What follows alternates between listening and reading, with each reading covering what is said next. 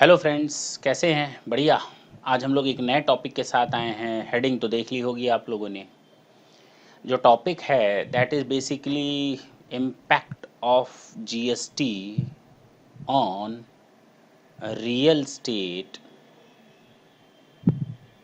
Work contract civil construction. अच्छा sir, तो ये चीज़ें आज हम लोग कवर करने वाले हैं। बहुत ही छोटा टॉपिक है, लेकिन र्यूमर्स या कन्फ्यूज़न्स कुछ ज़्यादा ही हैं। कोशिश करेंगे एक छोटे से वीडियो में आपको इसके कंप्लीट इम्पैक्ट को समझाया जाए।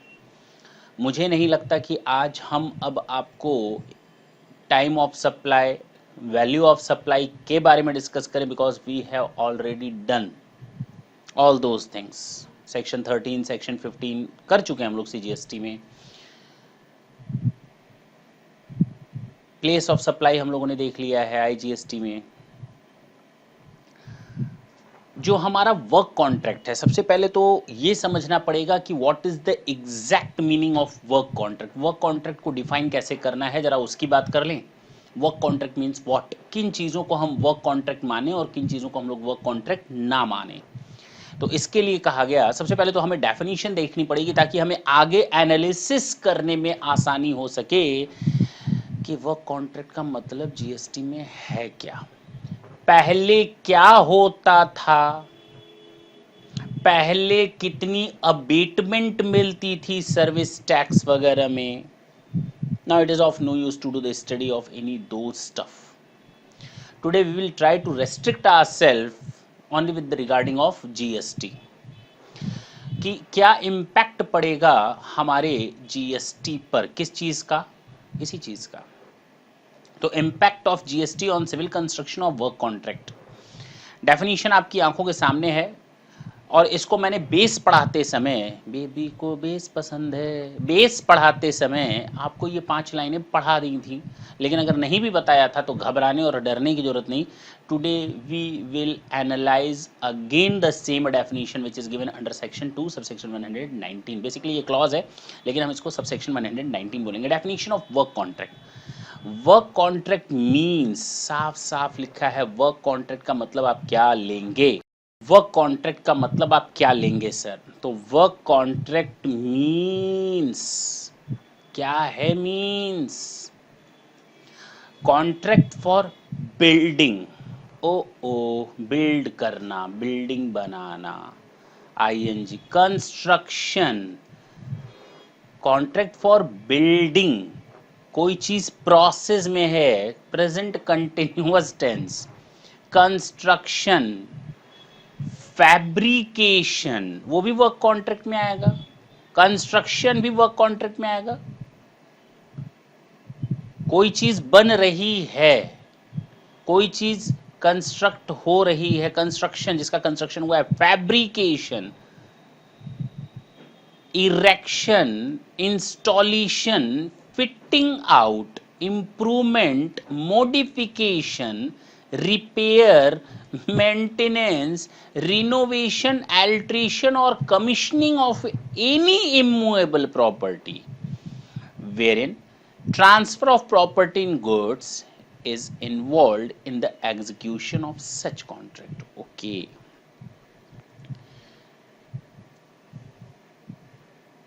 अब अगर हम कहें कि वर्क कॉन्ट्रैक्ट क्या होता है, ये सारी चीजें होती हैं। इमूवेबल प्रॉपर्टी से रिलेटेड बिल्ड करना, कंस्ट्रक्शन करना, fabrication, completion, erection, installation, repair, modification, maintenance, renovation, alteration, each and everything.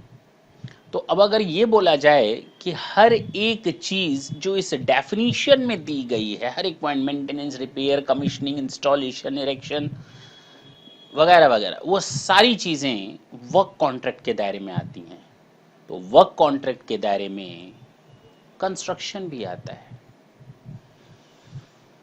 इसका मतलब अगर बिल्डिंग बन रही है, वो वर्क कॉन्ट्रैक्ट है। बिल्डिंग बन चुकी है, तो क्या ये वर्क कॉन्ट्रैक्ट है या नहीं? जी। लेकिन उस वर्क कॉन्ट्रैक्ट के कारण एक मूवेबल प्रॉपर्टी आ सकती है और एक इमूवेबल प्रॉपर्टी आ सकती है। जी सर, इस वर्क कॉन्ट्रैक्ट के कारण हमारा इमूवेबल प्रॉपर्टी आ सकता है और हमारा मूवेबल प्रॉपर्टी भी आ सकता है। ओके, थोड़ी देर बाद बात करेंगे। जीएसटी पर इम्पैक्ट क्या पड़ेगा, अब जरा उसका 1 बाय 1 देखते हैं। सबसे पहले तो दिमाग से ये निकाल दीजिए कि लैंड पर जीएसटी अप्लाई होता है, not at all. No GST on purchase और सेल ऑफ लैंड, बात खत्म। उस पर स्टैम्प ड्यूटी वगैरह स्टेट गवर्नमेंट के हिसाब से पेमेंट की जाएगी, that is quite different thing.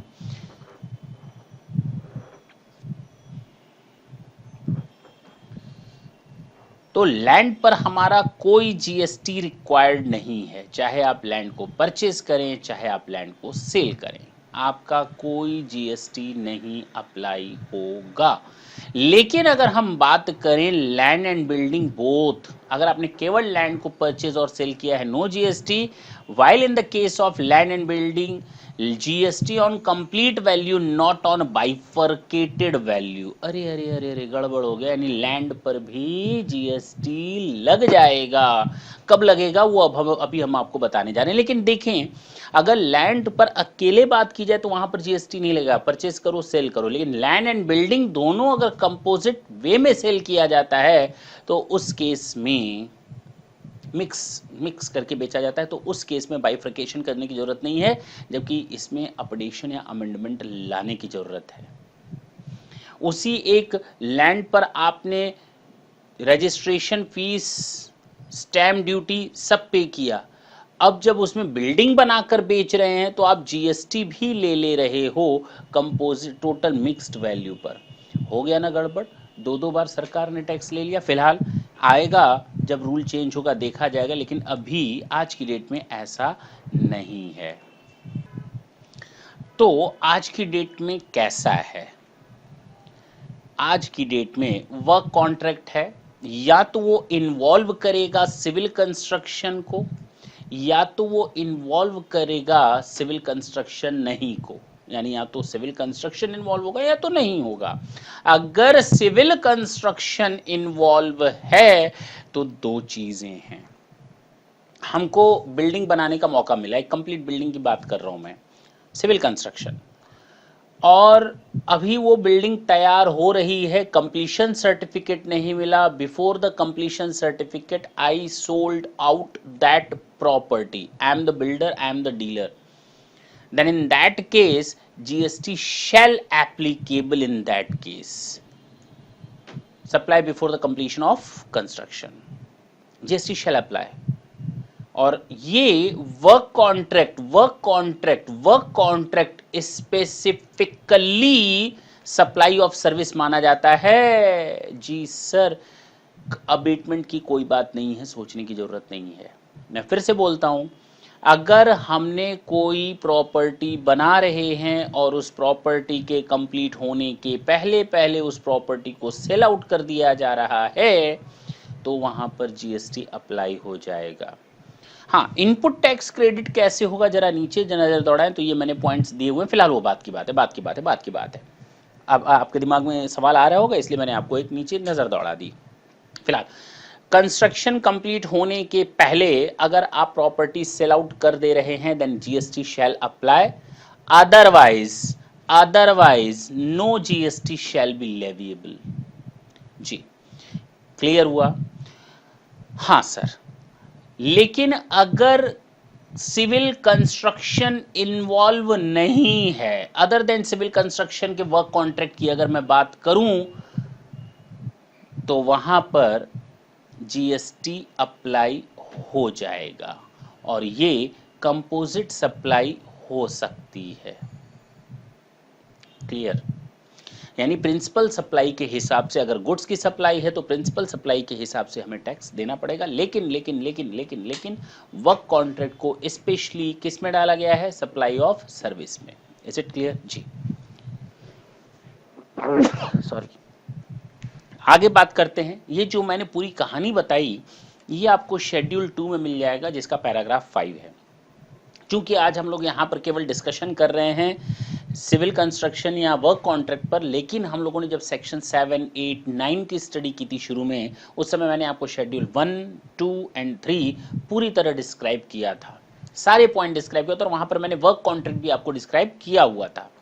लेकिन आज हम लोग एक नट शेल में बात कर रहे हैं किस चीज़ की, इम्पैक्ट की। अब बात करते हैं, यहाँ तक समझ में आया सर, अगर मैं कोई लैंड सेल करता हूँ, परचेस करता हूँ, जीएसटी नहीं लगेगा? नहीं लगेगा। अगर लैंड एंड बिल्डिंग दोनों को होता है तो अगर जीएसटी लगने वाला है तो पूरे पर लग जाएगा, नहीं लगने वाला है, नीचे लिखा हुआ है नहीं, कब लगेगा? जब आफ्टर कंप्लीशन सर्टिफिकेट बेचे तो उस केस में जीएसटी नहीं लगेगा। ओके, यानी वैल्यू को बाइफरकेट करने की जरूरत नहीं है लैंड एंड बिल्डिंग में। लेकिन अगर सिविल कंस्ट्रक्शन इन्वॉल्व नहीं है तो वहां पर जीएसटी अप्लाई हो जाएगा। इंपॉर्टेंट पॉइंट, सबसे पहला point, no ITC on construction on his own account. मैं एक बिजनेसमैन हूं, मैंने अपने बिजनेस के लिए एक बिल्डिंग बनाई, अब उस बिल्डिंग को बनाने में मैंने ब्रिक्स ली, सैंड ली, स्टोन लिया, सीमेंट लिया, रॉड लिया, जितनी चीजें हो सकती हैं, वेजेस का पेमेंट किया, I am just going to इनका a lot of expenditure, nothing shall be allowed to you as input tax credit, nothing, zero, no ITC on construction on his own account. मैं अपने लिए बना रहा हूं, लेकिन अगर मैं किसी दूसरे के लिए बनाता, किसके लिए बनाता? दूसरे के लिए बनाता, तो मैं आईटीसी इंजॉय कर सकता था इनपुट सर्विसेज पर for further supply of work contract services. ध्यान देंगे, कॉन्ट्रैक्टर या बिल्डर इंजॉय नहीं कर सकते आईटीसी को, इनपुट सर्विसेज की आईटीसी को, अगर वो बिल्डिंग बनाते हैं तो। यानी वर्क कॉन्ट्रैक्ट का सेक्शन 17 सब सेक्शन 5 में सर ऐसा कुछ आपने बताया था जी, ये वहीं से पकड़ा गया है। सेक्शन 17 सब सेक्शन 5 में बताया गया है, फूड बेवरेजेस वगैरह आईटीसी नहीं मिलेगा, मोटर व्हीकल पर आईटीसी नहीं मिलेगा, और वर्क कॉन्ट्रैक्ट पर भी आईटीसी नहीं मिलेगा। लेकिन इसके कुछ सेंटेंसेस आपस में ही कॉन्ट्राडिक्टरी हैं, तो फिलहाल हम उन कॉन्ट्राडिक्ट प्रोविजंस पर नहीं जाते, जो हमें इंटरप्रेट करना है हम उस चीज़ को एज सच इंटरप्रेट कर देते हैं। कन्फ्यूज़न की सिचुएशन अराइज आपके सामने हम नहीं करने जा रहे। मैं केवल इतना बोलना चाह रहा हूं कि मैं एक बंदा हूं, मैं बट ऑब्वियस है, मैंने एक बिल्डिंग अपने लिए बनाई, नो आईटीसी। मैं वर्क कॉन्ट्रैक्ट का काम करता हूं और मैं उसको as a output service use दे करता हूं, तो मुझे भी वहां पर आईटीसी नहीं मिलेगा। लेकिन एक बंदा जो वर्क कॉन्ट्रैक्ट करता है फर्दर सप्लाई करने के लिए, तो उसको आईटीसी मिल जाएगा। जैसे मैंने मिस्टर ए को कहा कि भाई मैं कॉन्ट्रैक्टर हूं, ये बिल्डिंग मुझे बनानी है, एक काम करो, इसके मॉड्यूलर किचन को तुम बना दो, 2 मिनट के लिए मान लेते हैं। Now start his work, he is also a contractor, he is also making a building, लेकिन उसने जो इनपुट टैक्स दिया होगा उसका क्रेडिट हमें मिल जाएगा, उसने हम ही से लेकर के दिया होगा, उसका क्रेडिट हमें मिल जाएगा। लेकिन ये कंट्राडिक्ट है, जब मैं फर्दर सप्लाई लास्टली करूंगा तो मुझे उसका आईटीसी नहीं मिलेगा। ITC available to builder while constructing plant and machine, तो कंट्राडिक्ट है, उधर याद रखेंगे। फिलहाल ITC available to builder while constructing plant and machine, जी जी जी जी, बिल्डर जो बिल्डिंग करता है, किस चीज को बिल्ड करता है सर? प्लांट एंड मशीनरी को, तो आईटीसी अवेलेबल हो जाएगा। नो कंपोजिशन स्कीम, आईटीसी का बात खत्म, कंपोजिशन स्कीम में नहीं जा सकता कोई वर्क कॉन्ट्रैक्टर। क्यों नहीं जा सकता?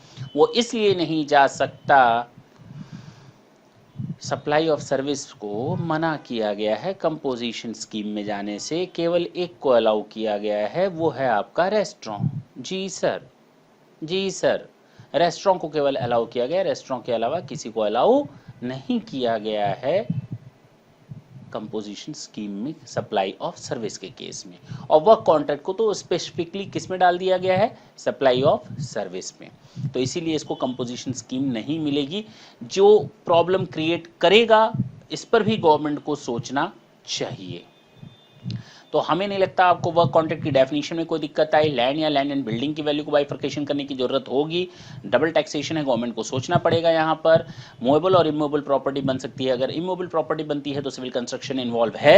इमूवेबल प्रॉपर्टी बनती है और बिफोर कंप्लीशन अगर बेच देते हैं तो वहाँ जीएसटी लगेगा। आफ्टर कंप्लीशन बेचते हैं तो जीएसटी नहीं लगेगा। शेड्यूल 2 पैराग्राफ 5 के हिसाब से। इंपॉर्टेंट पॉइंट्स क्या मैंने बताया कि अपने लिए मैं अगर प्रॉपर्टी बनवाता हूँ, बिल्डिंग बनवाता हूँ, कंस्ट्रक्शन सिविल कंस्ट्रक्शन करवाता हूँ तो कोई आउटपुट नहीं मिलेगा, कोई भी आईटीसी नहीं मिलेगा, आईटीसी का बेनिफिट नहीं ले सकता। अगर मैं मेन कॉन्ट्रैक्टर हूँ तो भी मुझे आईटीसी का बेनिफिट में नहीं मिलेगा। लेकिन अगर मैंने किसी को फर्दर सप्लाई करने के लिए कॉन्ट्रैक्ट दिया हुआ है तो वहाँ पर मुझे उसका बेनिफिट मिल जाएगा। हाँ जी, प्लांट एंड मशीनरी पर आईटीसी मिल जाता है लेकिन कंपोजिशन स्कीम नहीं मिल पाएगी क्योंकि ये सप्लाई ऑफ सर्विसेज का केस है। बस इतनी पॉइंट्स याद रखने हैं आपको। That's it, nothing else. And that was today's topic. Thank you, thanks a lot.